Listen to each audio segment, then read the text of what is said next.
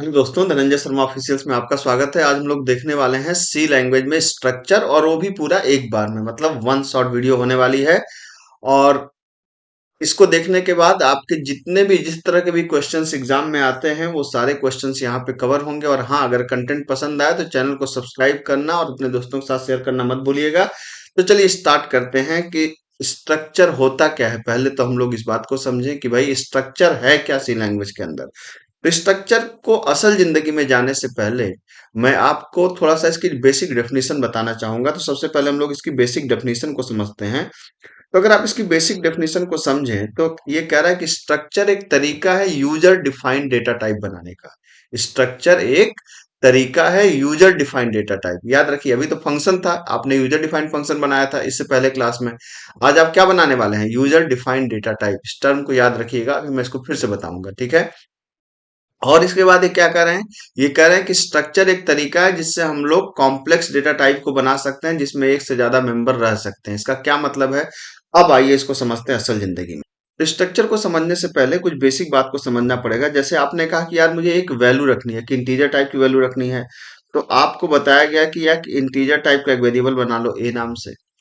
फिर थोड़े समय बाद आपने कहा यार कि मुझे 10 वैल्यूज को रखनी है इंटीजर टाइप की। तो हमने कहा ठीक है, कोई बात नहीं, 10 वैल्यू रखनी है तो एक एरे बना लो ए ऑफ 10 का। तो ये क्या करेगा? मेमोरी में एक 10 साइज का एक एरे बना देगा।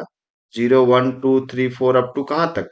10 तक। 0 1 2 3 अप टू 9 तक का एरे बना देगा। तो आप 10 वैल्यूज को यहाँ पे रख सकते हैं। लेकिन हमने कहा नहीं यार, मेरी प्रॉब्लम इस बार अलग है। मुझे एक स्टूडेंट की इंफॉर्मेशन को रखना है। एक स्टूडेंट की इंफॉर्मेशन को रखना है, और स्टूडेंट की इंफॉर्मेशन के अंदर क्या है? स्टूडेंट के अंदर हमारा होगा उसका नाम, उसका होगा एज, और क्या है उसका एड्रेस। हमें इन तीन चीजों को मैनेज करना है। तो हमने कहा यार अगर नेम नेम तो हो गया कैरेक्टर, एज हो गया नंबर, एड्रेस हो गया कैरेक्टर। तो हम एक इंटीजर के अंदर तो या तो इंटीजर रख सकते हैं और तो कुछ रख नहीं सकते। एरे के अंदर भी इंटीजर टाइप की वैल्यू रख सकते हैं, 10 वैल्यू आप रख सकते हैं, कि 10 वैल्यू किस टाइप की होनी चाहिए? इंटीजर टाइप की होनी चाहिए। तो अब यहां पर हम इसको कैसे रखें? क्योंकि ये तो अलग अलग तरह की वैल्यूज हो गई। तो अगर हमें ऐसी वैल्यूज को रखना है तब फिर हमारे पिक्चर में कौन आता है? फिर हमारे पिक्चर में आता है स्ट्रक्चर। ठीक है। अब समझना पड़ेगा कि स्ट्रक्चर होता क्या है। इस बात को हम लोग समझें, स्ट्रक्चर का सिंटैक्स क्या होता है। तो अब स्ट्रक्चर को समझना है आपको, तो इसका सिंटैक्स पहले समझिए। क्या? स्ट्रक्ट सब स्मॉल लेटर में होगा, ठीक है। स्ट्रक्ट, फिर स्ट्रक्चर का नाम, जो भी स्ट्रक्चर का आप नाम देना चाहें वो नाम दीजिए। फिर इसके अंदर जितने वेरिएबल आप देना चाहें, वेरिएबल को हम लोग बोलते हैं मेंबर, ठीक है। तो मेंबर वन सेमीकोलन, फिर मेंबर टू सेमीकोलन, कहां तक? मेंबर एन तक। आप इसको मेंबर एन तक जाएंगे, है ना।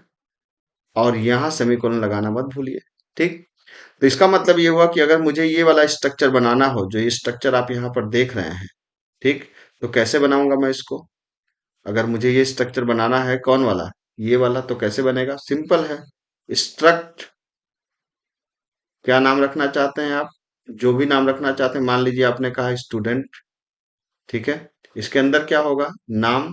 तो आपने कहा कैर नेम। मान लीजिए नेम की साइज कितनी होगी? मैं मान लेता हूँ 40, ठीक है।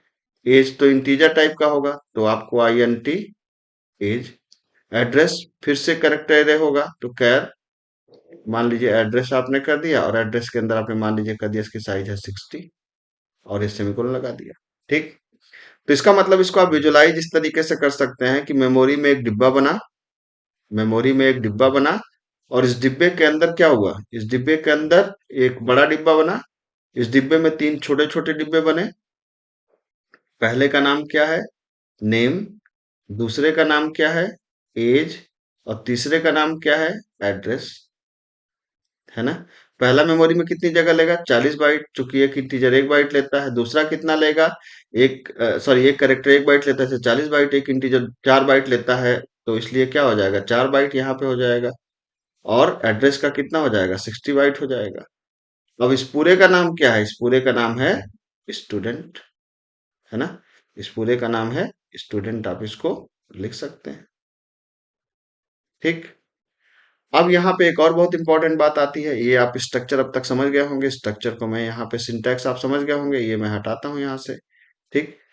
अब इसको अगर आप समझ गए तो आपको एक चीज और आपको बताते हैं, जैसे तो यहाँ पे एक बहुत महत्वपूर्ण बात ये आपको समझनी है कि जैसे आपने कहा कि यार एक इंटीजर वैल्यू लेना था, तो आपने कहा था कि इंटीजर ए, तो आपने इंटीजर वैल्यू रख लिया। आपने कहा एक कैरेक्टर लेना है, तो आपने कहा कैरेक्टर बी, तो आपने कैरेक्टर बी रख लिया। अब हमने कहा यार कि मुझे एक स्टूडेंट की इंफॉर्मेशन एक वेरिएबल के अंदर रखनी है, तो आप उसे कैसे रख सकते हैं? उसका तरीका होता है स्ट्रक्ट, फिर स्ट्रक्चर का नाम स्टूडेंट, फिर वेरिएबल का नाम एस। ठीक है। तो अब क्या बन गया, जैसे आप इसको ऐसे रिलेट करिए, जैसे ए क्या रखेगा? इंटीजर। बी क्या रखेगा? कैरेक्टर। एस क्या रखेगा? स्टूडेंट। अब स्टूडेंट के अंदर जो भी होगा उसको हम लोग कैसे यूज करेंगे? तो हम कहेंगे एस डॉट, अगर नेम चाहिए तो हम कहेंगे एस डॉट नेम, तो इसका मतलब ये नेम को रिफर करेगा। एस डॉट एज, तो ये एज को रिफर करेगा। एस डॉट एड्रेस, तो ये किसको रिफर करेगा? एड्रेस को रिफर करेगा।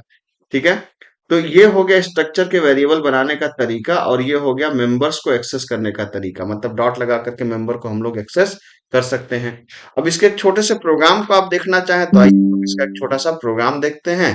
तो प्रोग्राम क्या है? प्रोग्राम सिंपली हमने कहा यार कि स्ट्रक्चर को आप मेन के बाहर भी डिक्लेयर कर सकते हैं, मेन को अंदर भी डिक्लेयर कर सकते हैं। तो प्रोग्राम सिंपल सा कि नेम एज एड्रेस को लेना है और प्रिंट करना है, तो हमने कहा यार एक स्ट्रक्ट बना लिया, किस नाम से? स्टूडेंट नाम से।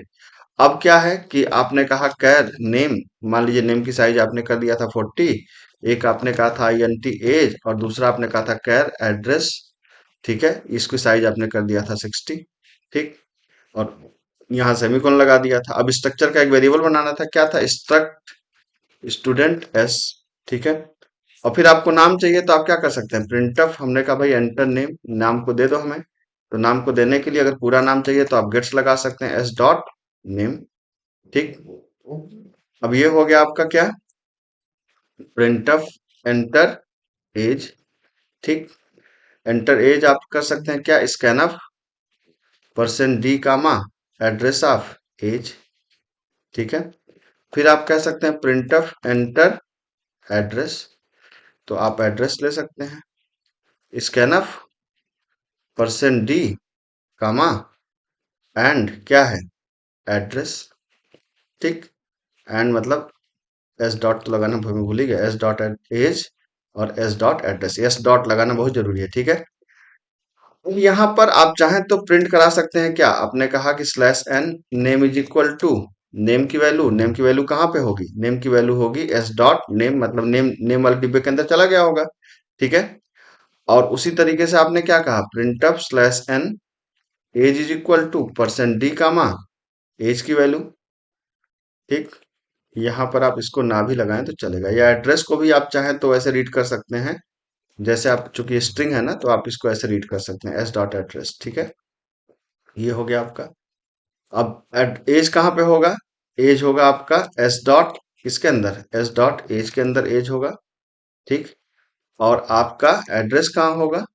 एड्रेस होगा /n address, %s comma S dot address. ठीक है। तो ये कुल मिलाकर के आप इसको ऐसे समझ सकते हैं कि जैसे आपने, अगर इसको आप सिंपल भाषा में समझना चाहें तो आप ऐसे समझिए कि यहाँ पर आपने जैसे जब नेम दिया तो नेम कहाँ पे चला गया? जैसे आपने नाम दिया राम, तो राम यहाँ पे चला गया। आपने दिया एज मान लीजिए 40, तो यहाँ पे चला गया। और एड्रेस आपने दिया मान लीजिए इलाहाबाद, तो यहाँ इलाहाबाद यहाँ पे आ गया। ठीक है। अब इसको फिर हमने प्रिंट करा दिया। तो अब यहाँ पर इतना तो ठीक है, लेकिन यहाँ पे एक दूसरी बात है। यहाँ पे एक बात है कि जब भी हम लोग स्ट्रक्चर में वैल्यू को रीड करते हैं ना, जैसे हमने रीड किया धनंजय, और धनंजय के बाद एंटर मारते हैं, तो एंटर एंटर भी आपको पता है कि एक करेक्टर होता है /n। ठीक है, जिसका स्काई वैल्यू 10 होता है। तो एंटर को वो क्या करता है कि अगले मेंबर के अंदर डाल देता है, मतलब एज के अंदर डाल देता है। तो हम चाहते हैं कि जब भी हम वैल्यू को रीड करें तो रीड करने के बाद एंटर को वो अपने आप एडजस्ट कर दे, अगली वैल्यू को अलग से रीड करें। ठीक है। या अगर आप इसको सिंपल भाषा में समझना चाहते हैं कि तो ऐसे समझिए कि हर रीड करने के बाद आपको एक फंक्शन होता है f+stdin, ये लगाना पड़ता है। तो f+stdin का मतलब कि स्टैंडर्ड इनपुट मेमोरी को क्या कर दो? फ्लश कर दो। फ्लश करने का मतलब क्या है? साफ कर दो। तो ये हर इनपुट के बाद आपको लगाना है बस। ठीक है, हर इनपुट के बाद आपको लगाना पड़ेगा, अदरवाइज कई बार नहीं भी होती और कई बार होती भी है, रीड करने में दिक्कत होती है, लेकिन अगर आप इसको लगा देंगे तो रीड करने में कोई दिक्कत नहीं होगी। अब आप इस प्रोग्राम को आप चाहें तो रन करा के देख सकते हैं।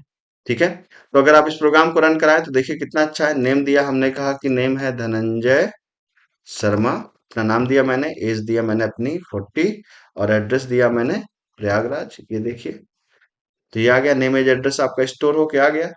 तो ये तो एक बहुत ही बेसिक क्वेश्चन है जहां पर हमने क्या किया, जहां पर हमने नेम एज एड्रेस को स्टोर कर दिया है। ठीक है, अब क्या है, अब इसके बाद इसमें ही एक चीज खास बनती है। जैसे अगर मैं इसी को कॉपी कर लूं, तो मैंने कहा यार ये जो स्ट्रक्चर बना है ना, ठीक है, ये जो स्ट्रक्चर आपने बनाया है, ये तो एक नॉर्मल स्ट्रक्चर है, लेकिन अब मैं कह रहा हूं यार मुझे इसका एक एरे बनाना है।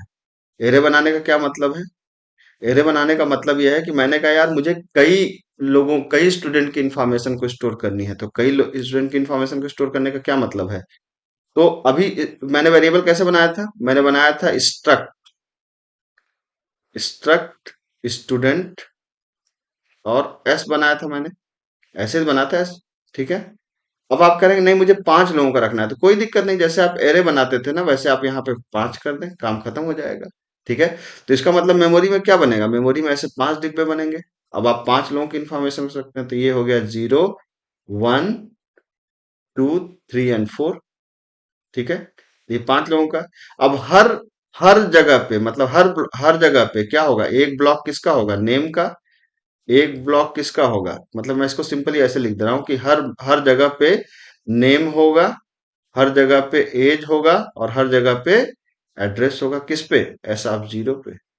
ठीक है, तो यहां पर भी नेम होगा, एज होगा, और एड्रेस होगा, और इसको क्या बोलेंगे, एस ऑफ 1। उसी तरीके से एस ऑफ 2 पे भी क्या होगा, name age address. S of 3 पे भी क्या होगा, नेम एज एड्रेस। और एस ऑफ 4 पे भी क्या होगा, नेम एज एड्रेस। ठीक है, तो हम ऐसे 5 लोगों की इंफॉर्मेशन को रख सकते हैं। तो अगर मल्टीपल लोगों के डेटा को, यहीं पे मेन स्ट्रक्चर का एडवांटेज समझ में आता है कि अगर मल्टीपल लोगों के डेटा को प्रोसेस करना है तो वहां पर हम लोग स्ट्रक्चर, एरे ऑफ स्ट्रक्चर का इस्तेमाल करते हैं, और एग्जाम में इससे रिलेटेड बहुत क्वेश्चन आते हैं। और वहां पर ज्यादा पूछता है कि create a database, create a database. तो डेटाबेस का मतलब क्या है, बल्क ऑफ डेटा, ढेर सारा डेटा। तो भाई हमें एक स्टूडेंट की इंफॉर्मेशन चाहिए थी, तो ये नॉर्मल डेटा है, तो हमने कहा कि हमें 10 लोगों का डेटा चाहिए, तब ये डेटाबेस बन गया आपका। ठीक है, अब इसी पे बेस्ड 2 क्वेश्चन है, जिसमें एक मैं करूंगा एक आप करेंगे। तो पहला क्वेश्चन क्या है, कह रहा है कि भाई आपको नेम, कोर्स एंड ब्रांच, 5 लोगों का नेम, कोर्स एंड ब्रांच लेना है, उसको प्रिंट करना है। और दूसरा क्वेश्चन क्या कर रहा है कि 5 लोगों के फिजिक्स केमिस्ट्री मैथ में नंबर लेने हैं, उनका टोटल और परसेंटेज और डिवीजन कैलकुलेट करना है। पहला क्वेश्चन मैं करता हूं क्योंकि आसान है, दूसरा क्वेश्चन आप करेंगे, है ना, मजाक कर रहा हूँ। कोई भी एक किया जा सकता है, लेकिन पहला क्वेश्चन आसान है, तो समझाने का तरीका होता है कि पहले आसान क्वेश्चन किया जाए जिससे सभी को बात समझ में आए। ठीक है, तो अब यहाँ पे क्या है, नेम, कोर्स, ब्रांच, इनको हमको रीड करना है 5 लोगों को, और फिर उसको हमको प्रिंट करना है। इस बार हमें कितने को करना है, 5 का करना है। तो आइए चलते हैं अपने सिस्टम पे, यहाँ पे हम लोग 5 लोगों की करने की कोशिश करते हैं। ठीक है, तो अब हमने कहा भाई कि हमें स्टूडेंट का क्या चाहिए, नेम, कोर्स और ब्रांच। ठीक है, 5 लोगों का तो नेम हमने लिया, यहाँ पे कैर कोर्स ले लिया, कोर्स की साइज मान लो हम लोग कर लेते हैं कितना, 50, और ब्रांच एक ले लेते हैं। ठीक है, तो खैर हमने कहा कि ब्रांच, और ब्रांच की साइज मान लो 30 कर दिया हमने। ठीक, अब हमें कितने लोगों का करना है, 5 लोगों का, तो यहाँ पे 5 कर दिया। अब यहाँ पर आई एन टी आई। ठीक, बाकी डेटा को मैं यहाँ से हटा देता हूँ। तो अब हमें 5 लोगों का क्या करना है, 5 लोगों का नेम, कोर्स, ब्रांच है, तो कोई दिक्कत नहीं। जैसे आप एक का ले रहे थे ना, जैसे आप एक का कैसे ले रहे थे, आप एक का ले रहे थे, ऐसे मैं ये पहले एक का करके दिखाता हूँ, उसी में 5 का कर दूंगा। जैसे आपने कहा एंटर नेम, ठीक है, तो यहाँ पे आप लगा दीजिए स्लैश एंड एंटर नेम। और नेम कैसे आप ले रहे थे, नेम आप ले रहे थे गेट्स क्या, एस डॉट नेम। अब ये सही नहीं है, मैं बस समझाने के लिए आपको कर रहा हूँ। फिर आपने क्या किया, एंटर, क्या था, कोर्स। तो कोर्स भी हो सकता है क्या, कोर्स भी हो सकता है, तो आपका गेट्स क्या, एस डॉट क्या है, कोर्स। ठीक है, उसी तरीके से ब्रांच भी आप ले सकते हैं, तो आप क्या कर सकते हैं, एंटर ब्रांच। ठीक है, तो ब्रांच के लिए आप क्या करेंगे, ब्रांच है गेट्स एस डॉट ब्रांच मैं मान के चल रहा हूँ कि सब में स्पेस हो सकता है। तो ये तो एक लोगों की हो गया ना, लेकिन अब हमें 5 लोगों का चाहिए। तो 5 के लिए जाहिर सी बात है कि जैसे हम लोग मल्टीपल वैल्यूज को रीड करते हैं तो क्या करते हैं, लूप चलाते हैं। तो यहाँ भी जब हम मल्टीपल वैल्यूज को रीड करेंगे तो क्या करेंगे, लूप चलाएंगे। तो यहाँ पर भी आप लूप चला सकते हैं, for I is equal to 0, I less than equal to 4 i++। ठीक है, तो ये आपने लूप चलाया और इस पूरे को उठा करके कहाँ डाल दीजिए, इस पूरे को उठा करके लूप में डाल दीजिए। ठीक, तो अब इस पूरे इसको उठा करके आप लूप में डाल देंगे, तो लूप में डाल दिया आपने। अब दो बातें हैं कि मैंने आपको कहा था, क्योंकि एस नहीं है, क्योंकि एरे था ना ये, एरे का मतलब कि S of 0, S of 1, S of 2, S of 3 ऐसे था। तो एस ऑफ जो था मतलब वो आई पहले क्या लेके आएगा, 0 लेके आएगा, तो ये हो जाएगा एस ऑफ आई। फिर यहाँ भी क्या हो जाएगा, एस ऑफ आई, और यहाँ भी क्या हो जाएगा, एस ऑफ आई। मतलब पहले एस ऑफ 0 का नेम कोर्स ब्रांच रीड करो, फिर एस ऑफ 1 का कोर्स ब्रांच और नेम कोर्स ब्रांच, फिर 1 का, फिर 2 का, फिर 3 का। ये आप समझ रहे हैं ना, क्यों ऐसा मैंने किया। फिर से देखिए इसको ध्यान से, क्योंकि मैंने आपको बताया अभी थोड़ी देर पहले कि यहाँ पर है, क्या है ये, हमें S of 0, S of 1, S of 2, S of 3, तो इसीलिए अब एस जो 0 1 2 है इसको आई से रिप्लेस कर दीजिए। तो जब आई है तो आई की वैल्यू पहली बार क्या रहेगी, 0 रहेगी, तो एस ऑफ 0 का नेम एज एड्रेस रीड करेगा। फिर अगली बार क्या रहेगी, 1 रहेगी, तो एस ऑफ 1 का रीड करेगा।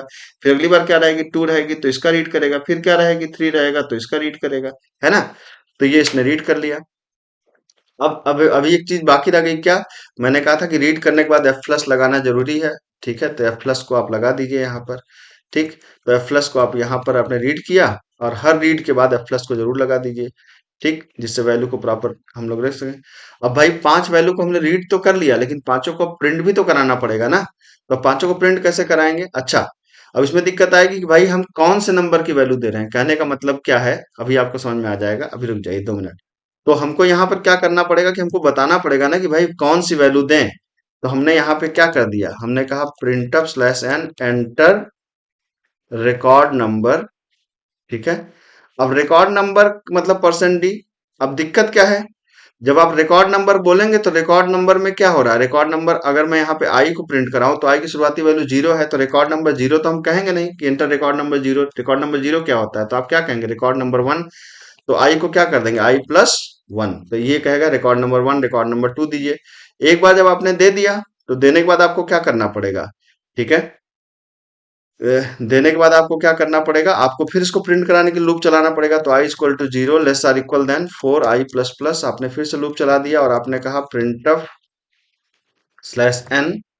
अब यहाँ पे प्रिंट करना है, तो रिकॉर्ड नंबर आप कहेंगे, record number %d slash N. ठीक है, तो रिकॉर्ड नंबर यहाँ भी कहेंगे i+1। ठीक, अब यहाँ पे क्या हो जाएगा, यहाँ पे आपने कहा slash N name is equal to % comma S के आई के नेम की वैल्यू। ठीक है, उसी तरीके से आपको तो अगला क्या था, कोर्स था, तो स्लैश एन आपने कहा कि course is equal to %s comma S के आई के कोर्स की वैल्यू।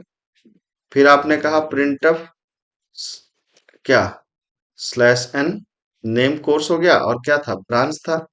तो branch is equal to %s comma S के आई के कोर्स की वैल्यू, ब्रांच की वैल्यू। ठीक, यहाँ पे आपने कर दिया ब्रांच की वैल्यू। ठीक, तो अब आप इसको क्या कर सकते हैं, ऐसे आप रीड कर सकते हैं। ठीक, अब यहाँ पे जाइए, यहाँ पर आपने कहा एंटर रिकॉर्ड नंबर 1। ये आपसे पूछ रहा है कि भाई आप क्या करिए, रिकॉर्ड नंबर आपने ले लिया, नाम दीजिए। तो मैंने नाम दिया मान लीजिए अनुज। ठीक है, कोर्स दिया मान लीजिए बीटेक, और ब्रांच दिया मैंने सीएस। ठीक है, कमल कोर्स है एमटेक, ब्रांच है मान लीजिए आईटी। ठीक है, मैंने कहा मनोज कोर्स है मान लीजिए एमसीए, ब्रांच को दे देते हैं सीएस। मान लीजिए कमल बीसीए, ब्रांच मान लीजिए सीएस। और आलोक एमसीए, और ब्रांच मान लीजिए आईटी। ये दे दिया हमने। अब देखिए जो आपने दिया था ना, वो सारे रिकॉर्ड यहाँ पर क्या हो गया, प्रिंट रिकॉर्ड, रिकॉर्ड नंबर 1 आ गया, रिकॉर्ड नंबर 2 आ गया, रिकॉर्ड नंबर 3 आ गया, रिकॉर्ड नंबर 4 आ गया, रिकॉर्ड नंबर 5 आ गया। तो स्ट्रक्चर का क्वेश्चन अपेक्षाकृत थोड़ा बड़ा होता है, थोड़ा साइज में बड़ा होता है, लेकिन इतना डरने की जरूरत नहीं होती है। ठीक है, आप इसको ऐसे भी कर सकते हैं। ठीक है, मतलब इसमें इतना कॉम्प्लेक्सिटी हाई नहीं होती, हाँ क्वेश्चन की साइज जरूर थोड़ी बड़ी होती है। ठीक है, एक और टर्म इसमें आता है स्ट्रक्चर के अंदर। स्ट्रक्चर के अंदर एक टर्म आता है स्ट्रक्चर विद इन स्ट्रक्चर। ठीक है, तो ये दूसरा क्वेश्चन मैं आशा करूंगा कि आप अपने से करेंगे। ठीक है, अब एक टर्म आता है स्ट्रक्चर विद इन स्ट्रक्चर, मतलब स्ट्रक्चर के अंदर भी आप स्ट्रक्चर को डिक्लेयर कर सकते हैं अगर जरूरत पड़ती है तो। कहने का क्या मतलब है, जैसे स्ट्रक्चर विद इन स्ट्रक्चर को आप करना चाहें तो जैसे मैं मान लीजिए मैंने कहा कि स्ट्रक्ट इन्फो। ठीक है, अब इन्फो के अंदर मैंने कहा भाई एक आदमी का नाम लो। ठीक है, तो नाम क्या हो गया, मान लीजिए नाम की साइज है 40। अब मैंने कहा जो उसका एड्रेस है ना, एड्रेस के अंदर तुम उसका सिटी अलग लो और स्टेट अलग लो। मान लीजिए मैं ऐसा चाहता हूं। तो अब मैंने कहा नहीं, मेन हमारा होगा, मेन हमारा होगा क्या, तो हम ऐसे कर सकते हैं क्या, स्ट्रक्ट। ठीक है, यहाँ पे कोई नाम मत दीजिए और यहाँ पे कर दीजिए क्या, कैर। जैसे आपने कहा सिटी, तो सिटी की साइज क्या होगी, सिटी की साइज होगी मान लीजिए आपने कर दिया 60। और कैर स्टेट, और स्टेट की साइज मान लीजिए आपने कर दिया कि 50, कुछ भी मान लीजिए। ठीक है, और अब यहां पर आप नाम दे दीजिए एड्रेस। ठीक है, एड्रेस। ठीक, यहाँ सेमीकोलन और यहाँ करके सेमीकोलन।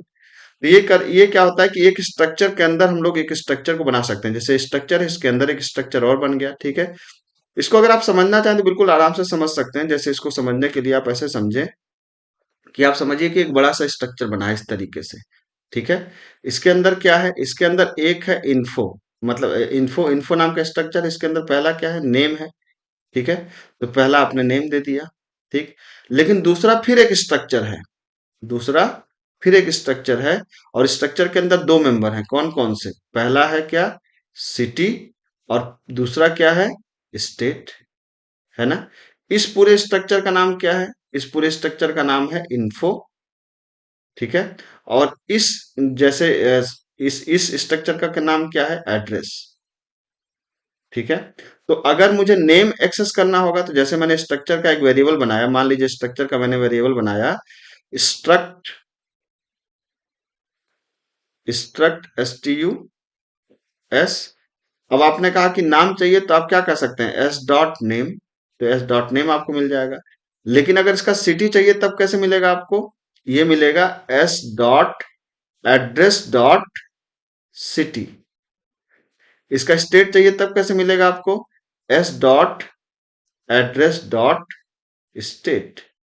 है ना, ये आपको एक टर्म होता है जिससे आप, ठीक है, तो अब आपको अगर मेंबर एक्सेस आप कर लिए तो रीड और प्रिंट तो करा ही लेंगे। ठीक है, तो S dot name, S dot address dot city, S dot address dot state. तो अगर आपने नेम को रीड कर लिया तो मतलब अगर आपने मेंबर को ऐसे कर लिया तो आप इसको रीड कर ही लेंगे। तो अब असाइनमेंट आपका यही है कि आप नेम रीड करिए, सिटी और स्टेट रीड करिए, और उसके बाद उसको प्रिंट करा दीजिए। ठीक है, इसका इस्तेमाल कहाँ पड़ता है, इसका इस्तेमाल वहां पे पड़ता है जैसे कल को कोई आप प्रोजेक्ट बनाना है, जैसे सी लैंग्वेज में भी प्रोजेक्ट बनता है। तो अगर आप सी लैंग्वेज में कल को कोई प्रोजेक्ट बनाएंगे तब स्ट्रक्चर विद इन स्ट्रक्चर का इस्तेमाल पड़ता है, वो भी आप आराम से कर सकते हैं। ठीक है, तो अगर कंटेंट पसंद आया हो तो चैनल को सब्सक्राइब करिए, अपने दोस्तों के साथ शेयर करिए, क्योंकि इस तरह के शानदार कंटेंट मैं आपके लिए लाता रहता हूँ। मिलता हूँ अगले लेक्चर में। Thank you so much.